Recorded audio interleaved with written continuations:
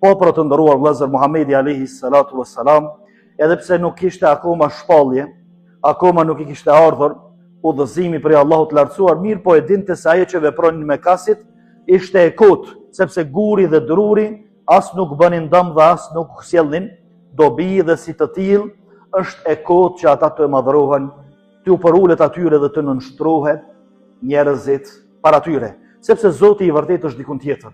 Dhe kështu pejgamberi alayhi salatu wassalam I kaloi disa muaj I vetmuar në shpellë derisa I erdhi Xhibrili me shpallje prej Allahut dhe ja komunikon fjalën e parë të Allahut duke I thënë Iqra, lexo.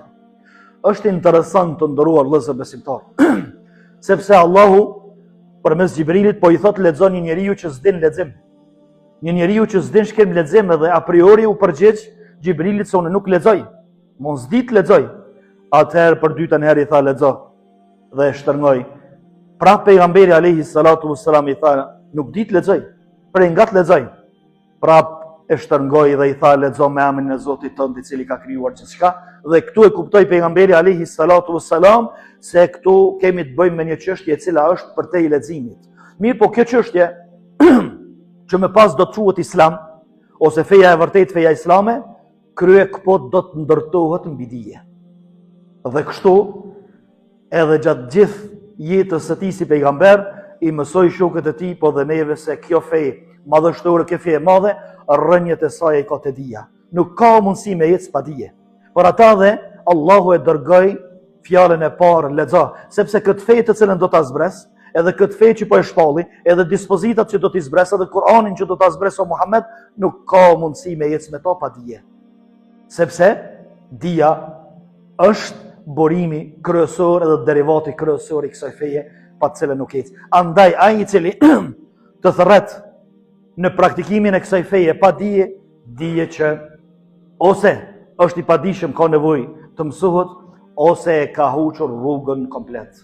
Sepse kjo feje është dije. Dija dhe feja janë të pandashme njëra me tjetrën. Mirë po të nderuar vëllezër, Allahu nuk u mjaftu me kaq, sepse dija janë rënjet e fesë. Dhe sa më shumë që marrim dije prej saj, aq më të forta dhe aq më të thella I lëshojmë rënjet. Mirë po këto rënj kanë nevojë me ujit, dhe këto rënj I ujit uji I veprës. Nuk ka mundësi me ecë vetëm me dije përpara, po se praktikum dhe po nuk punum me dije të cilën e mësojmë. Dhe pikërisht Allahu I lartësuar pejgamberit alayhi salatu wassalam prej porosive të para që po ja jep, po I thot, pasi që I tha lexo, tha qumi al-layla illa qalila, qull falu natën. Ose në ajetin tjetër po I thot kum fa anzir, dhe ftoi të afërmit to dhe ftoi njerëzit në Islam. Gjithashtu edhe Allahu I lartësuar në ajetin I cila është formul e kësaj feje, duke e përfshirë edhe dijen edhe veprën, që është ajeti fa'lam annahu la ilaha illallah. Dije o Muhammed, dije, njëherë dije se nuk ka zot tjetër, nuk ka hyjni tjetër që meriton adhurimin, në nshtrimin për ulën posa Allah. Domthon dije, para se me vepru, para se me fillu me besu, para se me vepru çka do që të veprosh, dije njëherë. Pastaj dijen çka? Wastaghfir li dhanbik. Pastaj dijen pasaj me vepër dhe bën pendim, që pendimi është prej veprave. Von kur e din se vetëm Allahu meriton në nshtrimin, as kush tjetër, dhe na nuk e japum hakun që që meriton Allahu I lartësuar, atëherë kemi nevojë për pendim dhe pendohem. Kjo faza e dytë. Mirë po, dhe faza e dytë si duket nuk është krejt e mjaftueshme. Ka nevojë edhe për fazën e tretë, ajo është perfeksionimi I veprës. Përsosja e veprës, që veprën me vepru në mënyrën më të mirë. Allahu nuk ka lyp prej neve që me bë veprën më të mirë sikurse ai që ka kërkuar, mirë po sipas mundësive tona. Si që kemi mundësit që ashtu dhe duhet, më mundu që me bo në mënyrën më të mirë. Sepse Allahu I lartësuar të nderuar vëllezër, na dha formën më të mirë, na dha mendjen më të mirë, I krijoi për neve gjërat më të mira, edhe na mos m'ia dhon Allahut më të mirën. Mos m'ia dërgu prej veprave tona më të mirën. Apo ti themi ha bre, namazin e fala, te bëjmë namazin. U bë çka u bë, u pranu su pranu. Ndërsa në anën tjetër, njerëzit sot po e kërkojnë më të mirën në çdo pore të jetës. Mjekun më të mirë, mësuesin më të mirë, shefin më të mirë, punën më të mirë, biznesin më të mirë, gjithçka më të mirë. Garderobën më të mirë, pamjen më të mirë, ndërtimin më të mirë. Ndërsa te Allahu, çat muj me i që Allahut? Jo. Dhe më thonë, fillimisht duhet me mësu për Allahun e për fejnë e ti, pastaj me vepru, edhe veprën Allahut me dërgu më të mire prej neve. Sepse pejgamberi alayhi salatu wassalam na porositi duke thënë se Allahu e dën muslimonin kur e kryen një punë për sos. E bën më të mirën. Mënyrën më të mirë të mundur e bën që atëherë Allahu e dën këtë njeri. Ndërsa Allahu tha, wa kulli ibadi yaqulu allati hi ahsan. Të robërve të mirë ta thojnë më të mirën. Do të thonë ta flasin më të mirën, edhe ta veprojnë më të mirën, sepse jemi duke ja dërguar më të mirit, më të madhit, fuqiplotit Allahut subhanahu wa taala. E më ne refuzuaj. Më ne refuzuar Allahu i lartësuar. Ku i çon pastaj këtë punë? Ku i çon këtë vepra? Ku i çon këtë fjalë? S'ka kush i pranon edhe me i pranu, dikush tjetër s'na bën kur gjë do vi. E kështu që mos harrojmë se veprat e tona, fjalët e tona të mira, jemi duke i dërguar tek Allahu i lartësuar. E ta bëjmë më të mirën. Shembull të ndërrodhësër, namazin, shembull konkret. Allahu i lartësuar nuk ka thënë në Kur'an kryeni namazin. Kryeni namazin që shmoni dhe jasnë. Jo, ka thënë faleni namazin. Përjetoni namazin.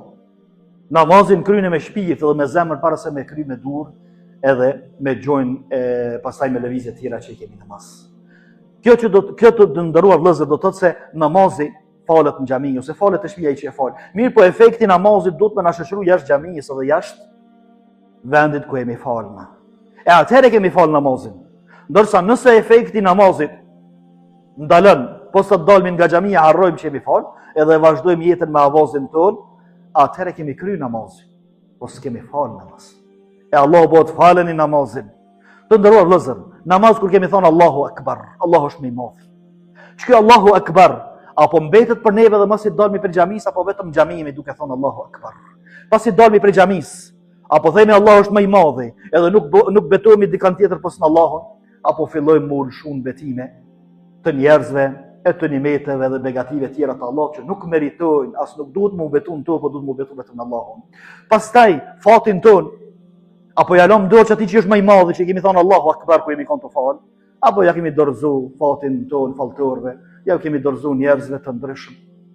Pastaj të nderuar vëllezër, në namaz kemi thënë iyyaka na'budu wa iyyaka nasta'in, elhamin kur e kemi lexuar, vetëm ty të adhurojmë dhe vetëm prej tij ndihmë dhe falë kërkojmë. Mirë, jemi nënshtruar Allahut. Që kjo iyyaka na'budu na ka përcjellë edhe jashtë xhamisë, apo kur jemi dal prej xhamisë, ju kemi nënshtruar dhe jemi thy para epshet tona, çefeve tona. Ju kemi nënshtruar njerëzve, ken kush ken ata. Jemi dorëzu para tyre, jemi dorëzu para famës, para pasurisë dhe para lakmive tjera. Apo ka mbet me neve iyyaka na'budu edhe kur jemi dal prej xhamisë, vetëm Allahut i nënshtrohemi. Dhe para askujt nuk kthehemi, pos para Allahut që nënshtrohemi dhe përuremi. Pastaj kemi thënë subhana rabbiyal azim. I lartësuar është Allahu më i madh kur jemi në sejdë. Subhana rabbiyal azim. Allahu është madhështori. Apo mbetet madhështor Allahu edhe pasi dalmi prej xhamisë? Apo vetëm xhamia kemi thënë? Apo e provojmë me këshyrë se Allahu edhe gjatë jetës kur dalmi prej xhamisë është më i madh dhe më madhështori për neve. E të fusim dorën në xhep të nderuar vëllezër, e të nxjerrim ato koleta, ato pasuri që e kemi, edhe të shohim sa është haku i njerëzve aty, apo e kemi të përlyme pasuninë me haram. Ndërsa ne na themi Allahu është më i madh, ndërsa ne keni haqet e njerëzve i bëjmë në përgjigje tona. Ose apo mbetet Allahu më i madh që ne duhet me jesë me përulësi, edhe nuk duhet me arrogancë dhe me mendimallësi. Apo pastaj mendimallësia jashtë xhamisë na shoqëron neve në familjet e tona, na shoqëron vendet e punës, na shoqëron farefes.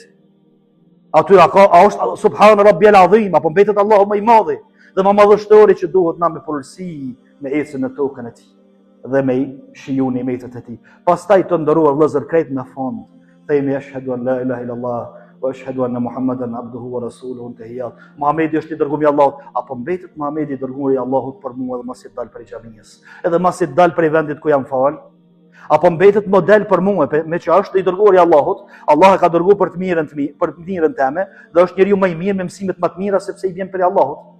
Edhe është modeli im se çish duhet me zhvilluar në jetën, edhe çish duhet me hesin këtë dynjë. Apo mbetet ky Muhammed Rasulullah për mua edhe pasi dalmi prej xhamisë, apo i gramin tonën. Marrë mësime prej çdo kujt tjetër, pos prej Muhamedit alayhi salatu wassalam. Jetën tonë, shitblerjen tonë, muhabetet tona, pajtesat tona, ngatresat tona, martesat tona, i bëjmë si pas zakoneve, si pas dukeve, si pas tekeve, si pas qefeve, apo e kemi këtu Muhammedur Rasulullah, apo nuk e kemi. Nëse nuk e kemi të ndëruar vëllezër, Muhammedur Rasulullah ka met në xhami, nuk na ka përcjellë xhamisë, kështu që e kemi kry namazin, po s'kemi fal namaz, sepse nuk e kemi dërguar të Allahu më të mirën.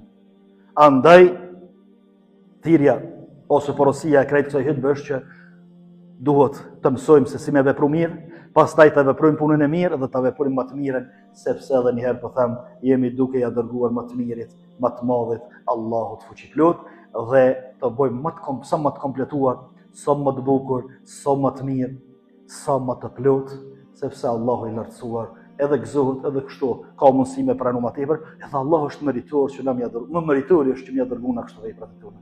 Allah na i pranoj veprat tona, na i përmirësoj gjendjet tona, na bëj për atyre të cilët e dëgjojnë fjalën e mirë dhe pasojnë atë dhe veprojnë me të dhe e punojnë më të mirën, e thonë më të mirën sipas mundësive që i kanë.